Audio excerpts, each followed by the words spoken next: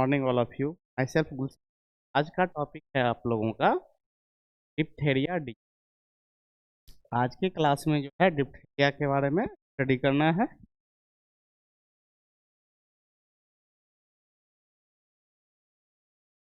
Introduction. Diphtheria is a serious communicable bacterial disease. अब जो है डिप्थेरिया जो है यह बहुत ही गंभीर बीमारी है, ठीक है। और यह जो है बैक्टीरिया के वजह से ये बीमारी जो है फैलती है। That primarily affect the throat and nose. ये बीमारी जो है, ये डिजीज जो है वो आपके पे इफेक्ट डालता है, आपके गले के ऊपर।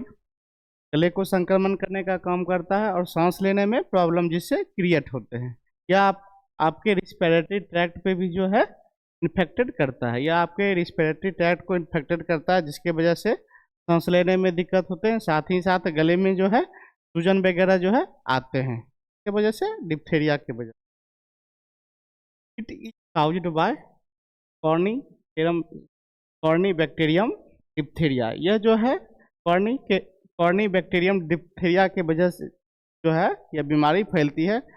कॉर्नी बैक्टीरियम जो है यह एक बैक्टीरिया है जिसके वजह से डिप्थेरिया नामक बीमारी जो है फैलती है। कौन से बैक्टीरिया? कॉर्नी बैक्टीरियम नामक bacteria. The disease more common in children but can affect all age groups. यह बीमारी जो है ज़्यादातर बच्चों में जो है ये बीमारी ज़्यादातर देखने के लिए मिलता है, और साथ ही साथ जो है ज़्यादा एज में भी जो है ये बीमारी देखने के लिए मिलता है, क्योंकि अगर वो डिप्थेरिया का टीका नहीं लेते हैं इसके वजह से लास्ट में जो है इन बीमारियों से ग्रसित हो सकते हैं।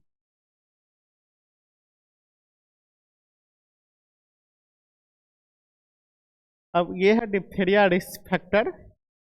यह आपके थॉट के में जो है मुंह के अंदर जितने भी मेम्ब्रेन्स होते हैं वो क्या हो जाते हैं, वो थिक हो जाते हैं, मोटा हो जाते हैं। Lack of vaccination.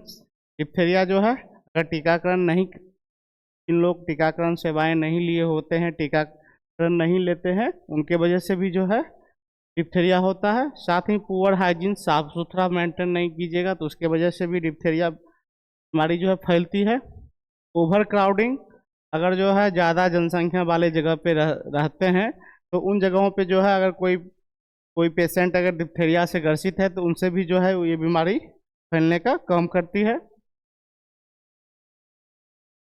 Delayed cute care. अगर सही समय में अगर इसका इलाज नहीं होता है, संक्रमण फैलने के बाद जो है सिम्टम्स दिखते हैं, अगर उसका इलाज नहीं होता है इसके वजह से भी जो है ये बीमारी ज़्यादातर उग्र अपना स्वभाव दिखाती है। साथ ही ट्रेवल एक्सपोर्ट्स। अगर आप एक जगह से दूसरे जगह जाते हैं, अगर कोई इन बीमारियों से संक्रमित होते हैं तो उनसे भी जो है ये बीमारी फैलने का काम करता है। Weakened immunity. जिसका जो है इम्यून सिस्टम कमज़ोर होता है, रोग प्रतिरोधक क्षमता जिनमें कम होते हैं, उन लोगों में भी जो है ये बीमारी ज़्यादातर देखने के लिए मिलता है। क्योंकि जो टीकाकरण, जिन बच्चे में जो है टीकाकरण जो है पहले ही करवाया जाता है डिप्थेरिया का, ताकि जो है आगे चल के वो बीमारी ना फैले, उन बीमारियों से बचा जा सके। अब आगे है कॉजेटिव एजेंट्स। अब किनके वजह से ये बीमारी फैलती है? The causative agents of diphtheria is corny bacterium diphtheria.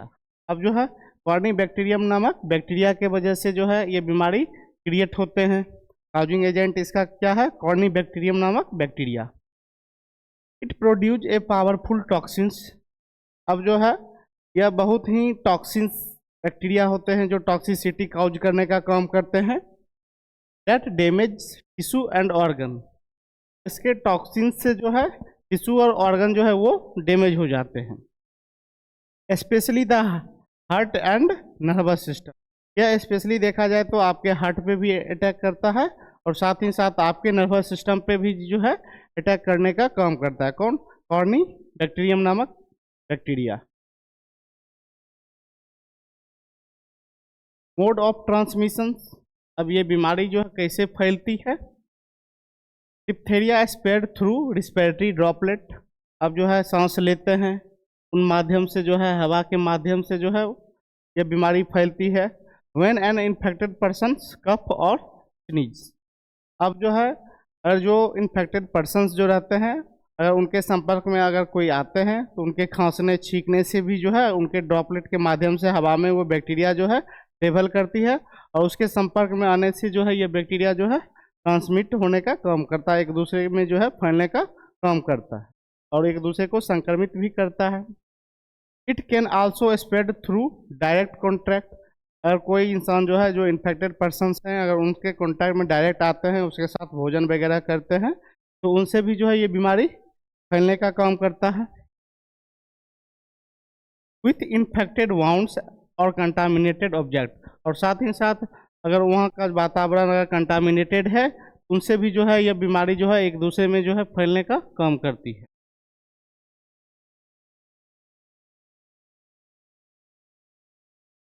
का जो है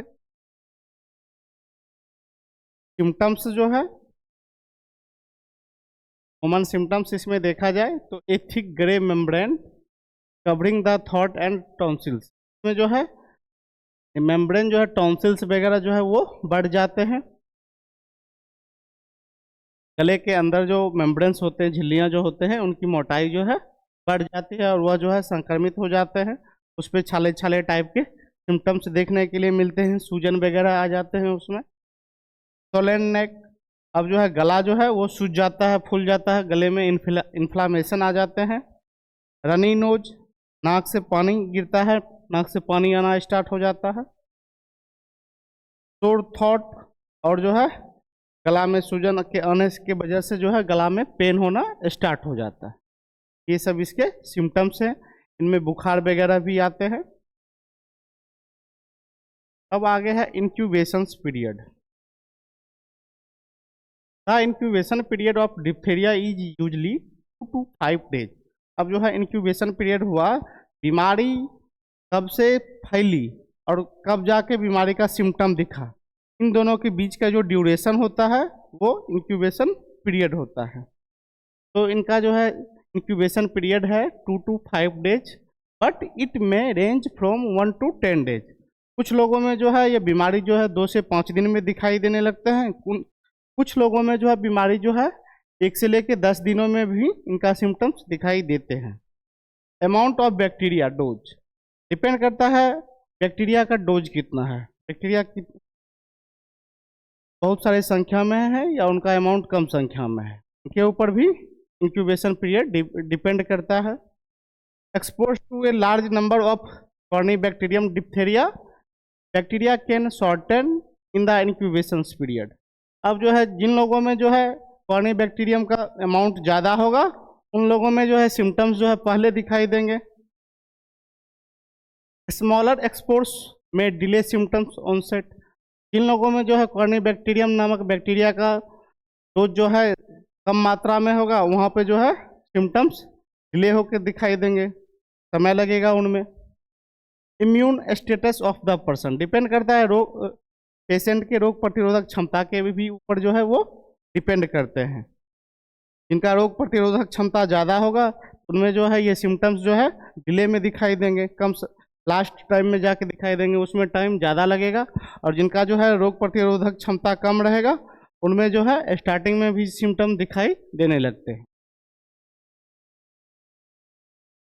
with partial immunity, previous vaccinations और बूस्टर्स में हैव ए लॉन्गर और मिडलर इंक्यूबेशन पीरियड। अब जिन लोगों में जो है जो वैक्सीन ले चुके होते हैं उन लोगों में जो है ये सिम्टम जो है टाइम लेके दिखाई पड़ते हैं। उनमें जो है ज़्यादा टाइम में 1 to 10 days भी लग सकता है, क्योंकि वो पहले से ही वैक्सीनेशन ले चुके होते हैं, बूस्टर्स ले चुके होते हैं। वैक्सीनेटेड और immunodeficient individual often develop symptoms early and more severely. अब जो है जिन लोगों में जो है ये सिम्टम्स जो है जो वैक्सीनेशंस वगैरह नहीं लिए होते हैं उन लोगों में जो है यह सिम्टम्स जो है अर्ली स्टेज में जो है दिखाई देते हैं। साइट ऑफ इन्फेक्शंस, अब कौन कौन से साइट्स पे जो है इन्फेक्टेड संक्रमण फैलेगा, तो respiratory diphtheria, throat and nose, यह आपके रिस्पिरेशन पे श्वसन मार्ग में भी जो है ये संक्रमण फैलाने का काम करते हैं। Usually slow symptoms with in 2 to 5 days, अब ज़्यादातर देखा जाए तो 2 से 5 दिन में जो है इनका सिम्टम्स जो है दिखाई देने लगते हैं। Cutaneous skin diphtheria may have a longer and less clear incubation period। कुछ कंडीशन में जो है स्किन के ऊपर भी जो है लाल लाल जैसे जो है सिम्टम्स दिखाई पड़ते हैं, उनमें सूजन वगैरह भी आते हैं। डिपेंड करता है एज एंड जनरल हेल्थ के ऊपर भी डिपेंड करता है सिम्टम्स बैक्टीरिया का। Children, malnourished individuals and people with chronic illness may show symptoms faster। अब जिन लोगों में बच्चों में साथ ही साथ जो कुपोषण से ग्रसित लोग हैं, बच्चे हैं, उनमें जो है ये सिम्टम्स जो है फास्ट दिखाई पड़ते हैं और अर्ली स्टेज में ही जो है वो दिखाई पड़ने लगते हैं। क्लिनिकल फीचर्स में देखा जाए तो common symptoms include sore throat, गले में पेन, फीवर, बुखार आएगा, स्वोलन लिम्फ नोड्स में सूजन आ जाएंगे, and formation of A thick grey membrane, और जो है मेम्ब्रेन की जो मोटाई जो है वो बढ़ जाएगी। साथ ही साथ गले में सूजन वगैरह भी आएंगे इन थॉट which can cause breathing difficulty, साथ ही साथ सांस लेने में भी दिक्कत आएंगे।